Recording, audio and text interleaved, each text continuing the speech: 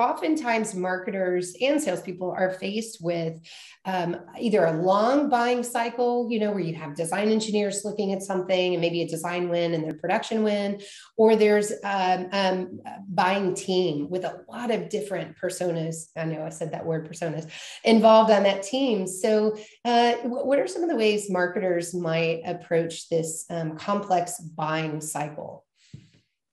So long sales cycles and long, product development cycles, sometimes they feel like, never ending, right? Especially as launch dates get pushed back further sometimes, which happens, right?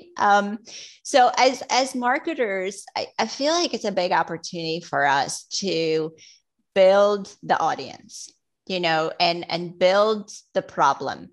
So by the time you launch a product, the mindset has already been developed and the market is looking for a solution. Mm-hmm. So instead of being worried about, I have this product launch plan and I want to hit go and start my campaigns and it keeps getting pushed back, have a strategy of what comes before that, which is educating the market about what you're about to bring, right?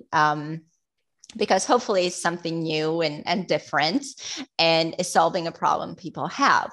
So try to educate them about the nuances of that problem without really talking about your solution, because they might still be in engineering and not fully vetted out and, crystallized yet. So you don't need to go there, but it's an opportunity to build that audience, engage with the audience, because you might be in a position to bring back to the engineering team feedback that will actually help them, complete the development and focus on specs and product, performance things that they hadn't thought about.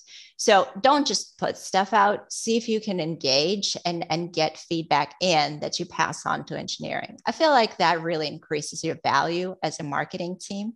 So it's not just a one-way communication. So I would definitely look at that.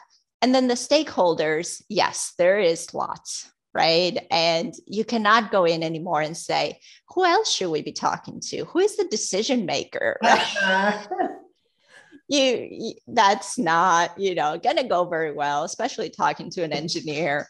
So I know you're not the decision maker. Who's the decision maker here, no. Right? It's kind of insulting, right? Absolutely, it is.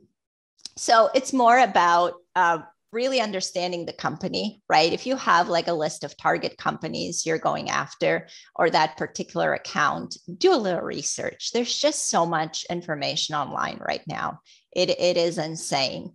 And think about the person you're talking with, right? You have an opportunity to bring up bits of information, pieces of information that they'll think, oh, so-and-so should probably know this. So that's a good way of uncovering who else is involved by giving them, let's say your product, will affect quality in a certain way, right? So now you know who the quality person is going to be, or there is a regulatory implication. So they might connect you with the regulatory stakeholder.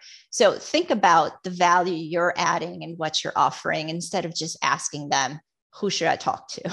Yeah. And then I think marketing can help by having a value proposition for each of those types of stakeholders, even if it's not in the way of formal content, just messaging and, helpful scripts or slides or whatever it is to give sales that ammunition to where they do get in front of that quality person. Okay, they have a story there that's different than the technical specifier that you started with. That's exactly right. Yep. Yeah. Good advice.